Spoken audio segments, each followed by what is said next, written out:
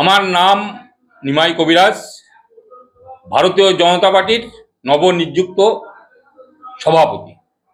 আজকে সভাপতি হিসেবে আপনি দায়িত্ব নিচ্ছেন, কেমন লাগছে? পরবর্তী পদক্ষেপ কি হবে?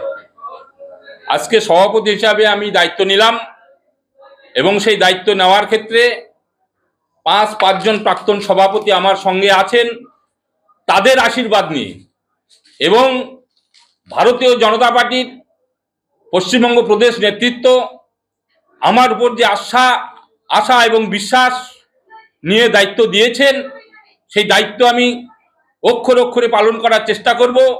ভারতীয় জনতা পার্টি যে স্বপ্ন, সে স্বপ্ন পূরণ করবার লক্ষ্যে আমি কাজ করে যাব এবং সকলকে নিয়ে এমন একটি পরিবেশ তৈরি করব যে পরিবেশের মাধ্যমে আগামী দিনে বিশেষ করে উত্তর দিনাজপুর জেলার সমস্ত সনাতন ধর্মের মানুষ ঐক্যবদ্ধ হয়ে এই যে সরকার, এই সরকারকে উৎখাত করে ভারতীয় জনতা পার্টিকে প্রতিষ্ঠিত করবার লক্ষ্যে আমরা আগামী দিনে কাজ করে যাব।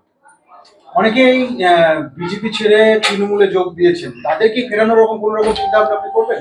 দেখুন, অনেকে কে গেছে না গেছে সেটা পরের প্রশ্ন।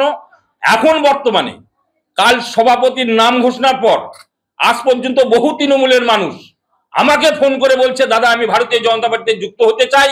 যারা গেছে তারা তো আসবেই, নতুন তৃণমূলের সিপিএম কংগ্রেসের বহু মানুষ আমার সঙ্গে সম্পর্ক স্থাপন করছে।